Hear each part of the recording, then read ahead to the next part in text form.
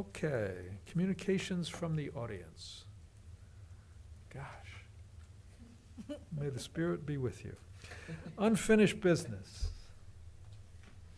897 East 16th Street. I believe that one we, Do we need a staff report on this, or can I just make a motion to table this for the to the December meeting? first we have to untable it so we can talk about it. Okay, I move we remove this from the table. Okay, but Steve wants to brief us on this? sure, I'm sorry, brief- Steve, I'm so used to looking out that way now. Sorry. Yeah. That's okay. Maybe just a 2-minute update. So we did Yes. table this at the last meeting, asking them to get some, mainly some stormwater issues resolved. Yes. They have not been able to resolve all of those. I would tell you that they have been working hard on it. It appears that they've been able to purchase the piece of property, the vacant piece to the west, which will allow them to address some of these stormwater things, but that has simply sort of delayed them getting all of the answers done. So we're just simply asking that it be tabled again for another month. Spoke to them today. They are hopeful. They do think they'll be able to have it all wrapped up for our December meeting. And I know there was one other issue, I believe, traffic. Was Yeah, that- yep, there was some traffic study that needed to be done. That has been completed. One of the things you'll see on the new plan is the removal of the western driveway. Access to 16th Street will be eliminated from the new plan. Okay. Were they gonna have a zoning component as they? Yeah, so, sorry, that's a good point. So that piece of property that they bought next door is in a PUD. It will have to be rezoned. So that'll be part of that December meeting as well, the rezoning of that piece of property to add it to the Rest Haven, the Avenue project. Did they buy that whole piece of property? or Just the just vacant piece. Okay. It's actually, there's two pieces there. There's the lighthouse and then there's a vacant piece in between. They just bought the vacant Got it. piece. It's allowing them to put their detention on that property without having to build the underground detention, which is so expensive. Yep, yep. It'll be interesting to see the new plan. And hopefully we'll have that to look at before we sit down next month. Okay, All right, so, Mr. Chair, I move we remove this from the table so that we can discuss this particular issue among the commission members. do I have support? Support.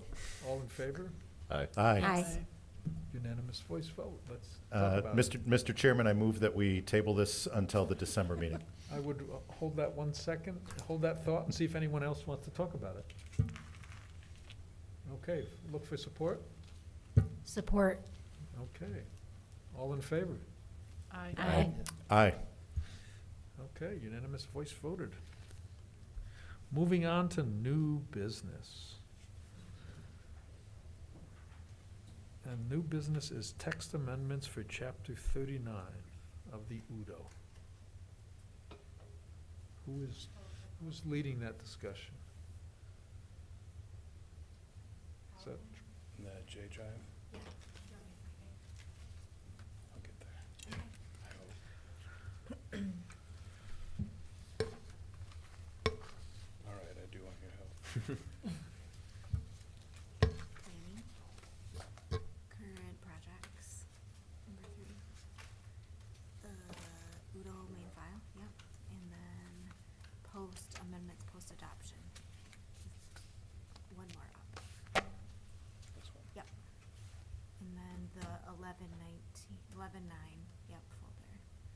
And then it's there's, 11-9. yeah.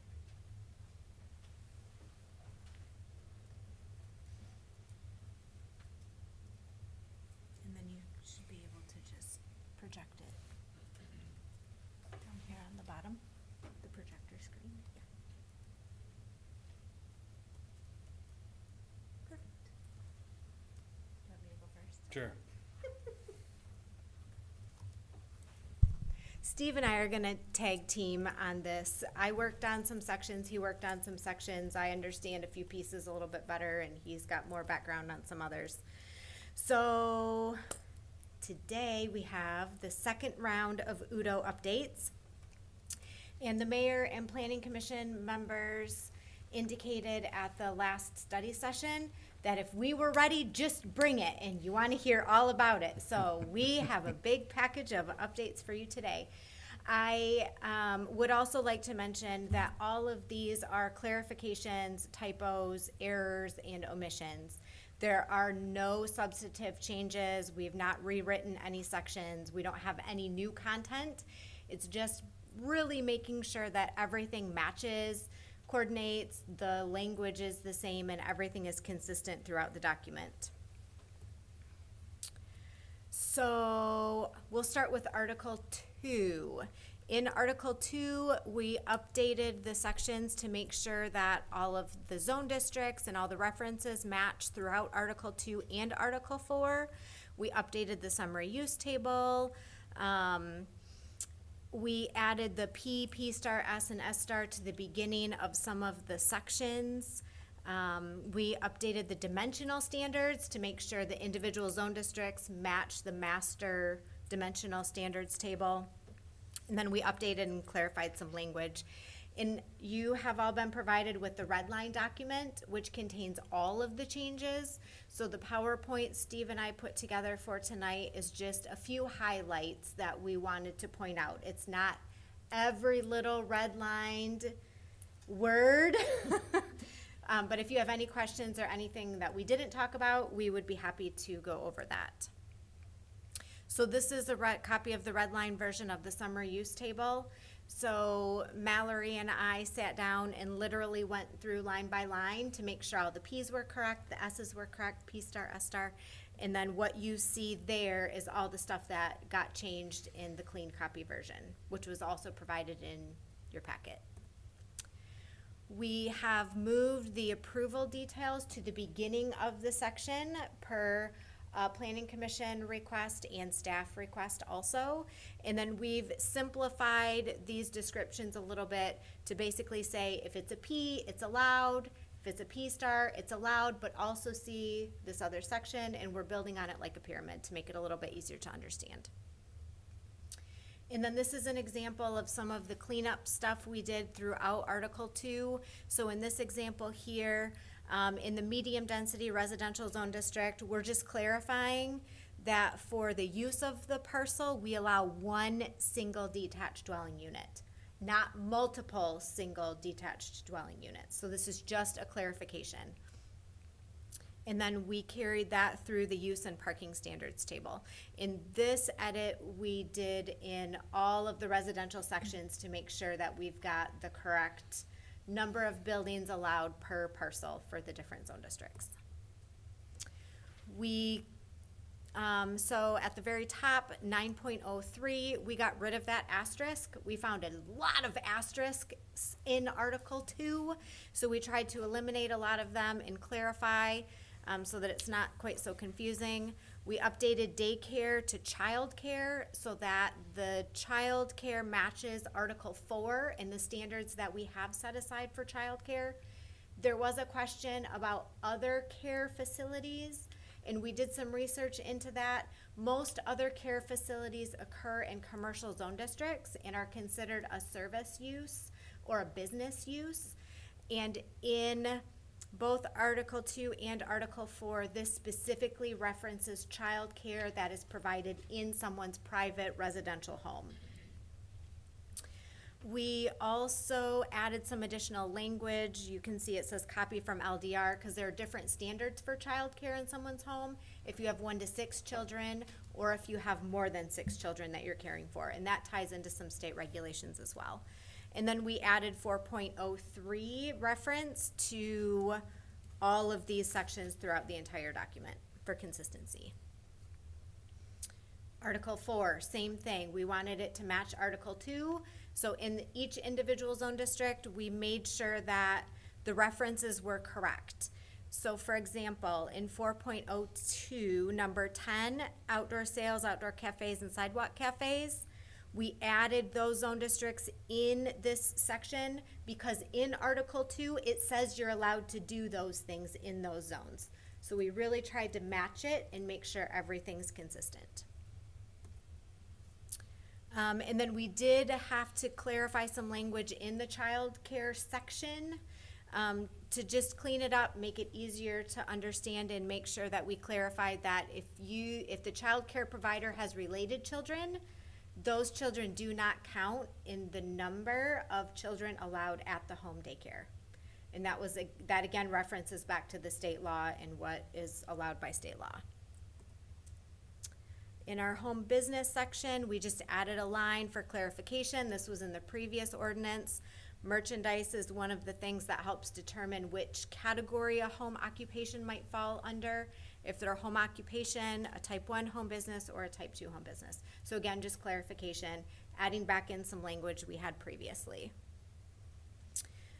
We did add the P and S designations to all of the headers of Chapter 4. So if you're in 4.04, you can easily reference that that's the S star section. And then again, cleaned up, made sure the language is uniform throughout the document.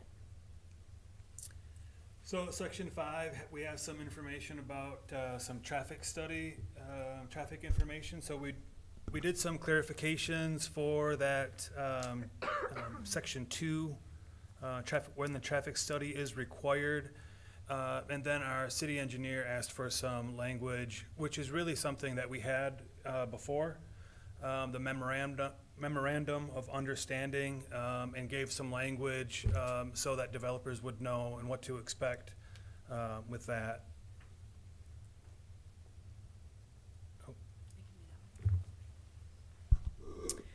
It was brought to our attention that some of the setbacks for principal buildings in Udo changed from the last ordinance, and our sign ordinance had not caught up with that change yet.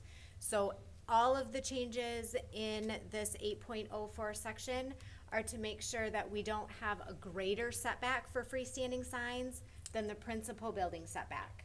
Because how awful would it be if your principal building setback was 10 feet, but your sign had to be set back 25 feet? So clean up and clarification. Again, not really substantive, just making sure things match. In this section, we, again, a cleanup. For detached accessory structures, we do require a pitched roof. So this is just so that no one takes a cargo container, plops it in their backyard and calls it a shed, because that doesn't really match with the other Udo requirements and the design of our existing residential neighborhoods. And this did exist in the previous edition.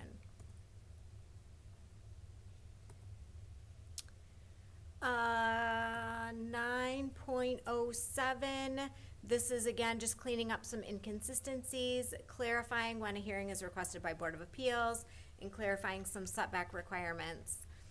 So again, in the accessory dwelling units, we had to add in some sections and take out some sections where accessory dwelling units were intended to be located.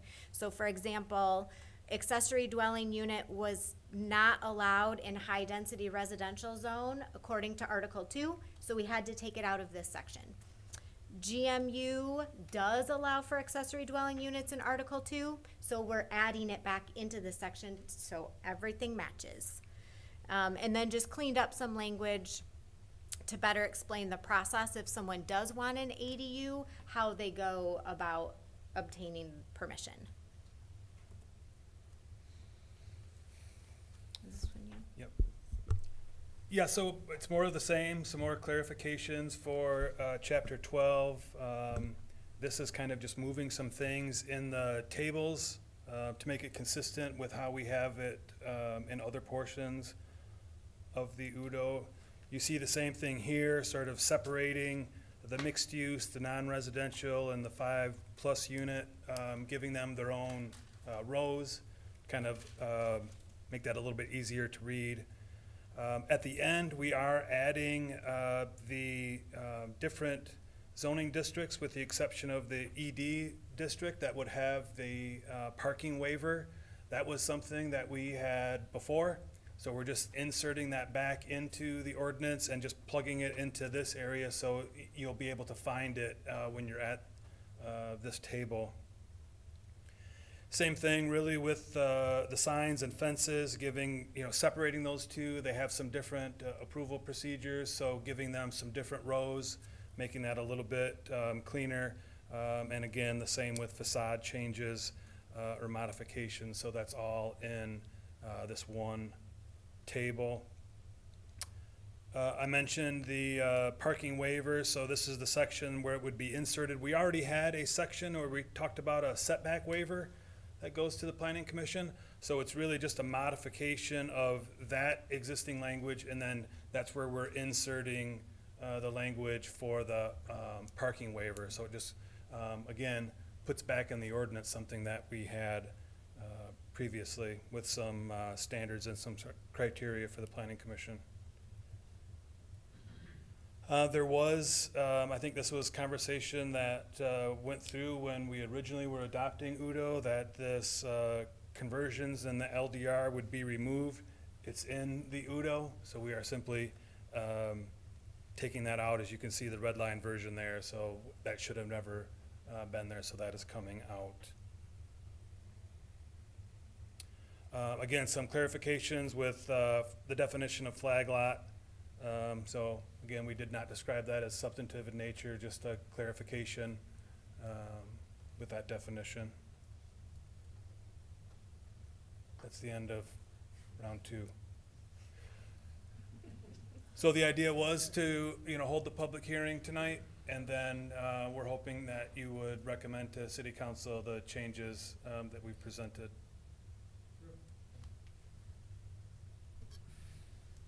At this point, are there any questions from commissioners? If not, I will open the public hearing.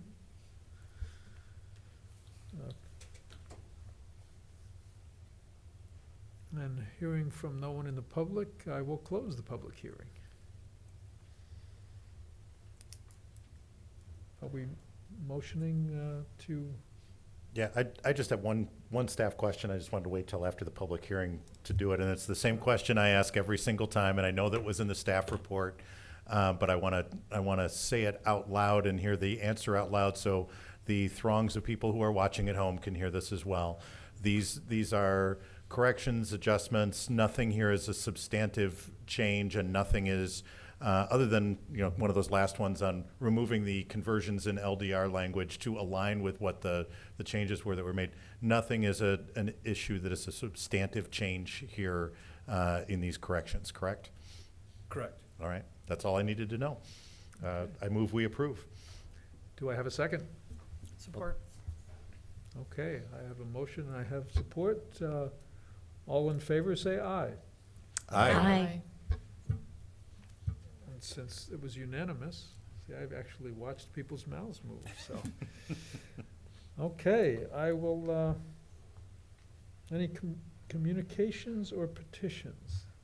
Let's see, do we have any upcoming, do we need to schedule any public hearings or any new work that's out there? Well, we certainly think we'll be back December, at least for nothing else, for the Avenue project. Okay, communication from commission members? I'd just like to welcome our newest commissioner, Jeff Genova. Welcome, Jeff. Glad to be here. And you had the opportunity to tell us in study session a little bit about yourself, but I think your resume is really very impressive, and I think, again, the throngs of people that are watching at home, we get very high ratings for these meetings. Would love to hear the credentials that you have sitting up here at the dais. Sure, I can take care of that for you. Give us a little bit of history. So, from Michigan, born in Ann Arbor, moved away for 30 years, went to school at the University of Alabama, have a degree in urban and regional planning, a minor in cartography, so I know how to draw maps and how to read them. So that qualifies me to be on the planning commission, correct? I've also was a city planner at one point in time for the town of Normal in Illinois. I've served on the Zoning Board of Appeals. I've served on a Parks and Recs board. I'm currently on the Primary Shopping District Board for the City of Holland, and very glad to be on the Planning Commission here. I look forward to working with all of you and the city and making it a better place for everyone. Great. Thank you for that, and welcome. Thanks, and Thank welcome. you. Other than wishing everyone a happy Thanksgiving, I will entertain a motion to adjourn. So moved. Support. Where am I looking? I was gonna say, I had a couple things for Okay. Oh. I withdraw my support of that motion. I withdraw the motion. And just real quickly, Yes. for your information, Yeah, Mark. Yeah. Step right up. Since you're live, We know you're new here.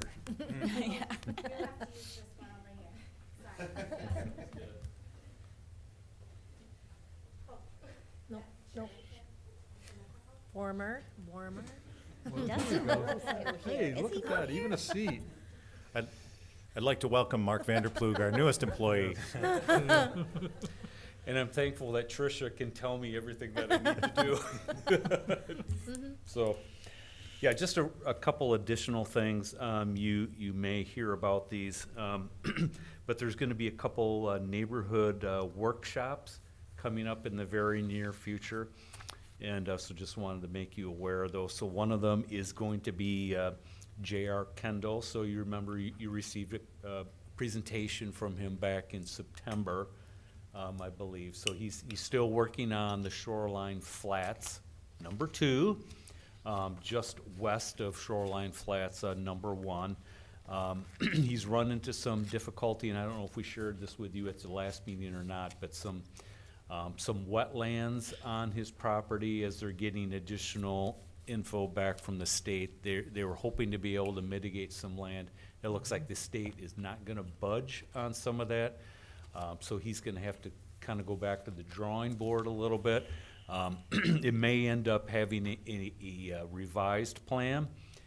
He may actually be coming back and asking Planning Commission to rezone like 3 or 4 additional acres also, as kind of brought on by this wetland thing. So so what he wants to do is he wants to have a neighborhood workshop, get that out, talk with the neighbors, and then come back to the Planning Commission, and there very well might be a rezoning component to go along with that development plan when he comes in with that. So I don't know if that's gonna be December. Steve and I don't know if it's December. It's probably looking more like January.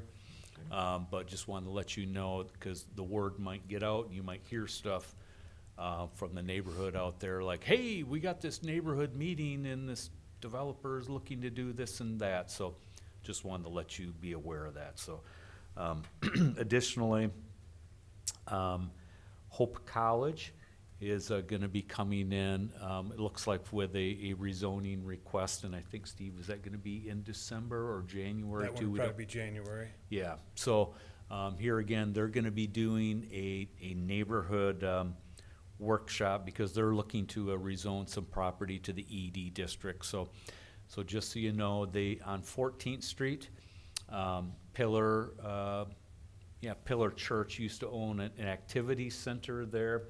So if you think of 14th Street, kind of on the campus, right next to the CSX main line through town, the railroad line through town, there was an activity center. They sold that to, Pillar sold that to Hope College. Hope College would like, and is looking at the possibility of having a daycare center in there, both for Hope College employees and faculty, as well as additional neighborhood, and being that open to the public. So that is gonna require them to rezone it to the ED district, though. So kind of funny thing with this Udo, the current zoning is our TNR zone district, and it allows for daycares, kind of bigger daycares, but you have to be associated with a K through 12 school or a church. Does not allow an institution of higher learning. So in the ED district, it specifically says institutions of higher learning can have a daycare on ED zoned property. So they will likely be coming in to rezone that property, or asking that it be rezoned, as well as a few other areas, lots just to the east of that Hope College has picked up.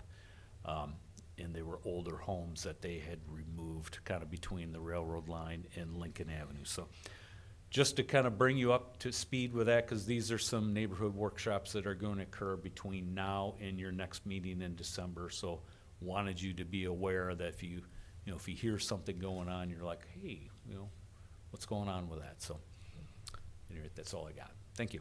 Okay. Thank you, Mark. let's say, did we have a motion, I guess did somebody withdraw the second, but, I'll motion that motion again. okay. And I'll second that second again. Hey, and let's, all in favor, let's say bye. Bye-bye. Bye.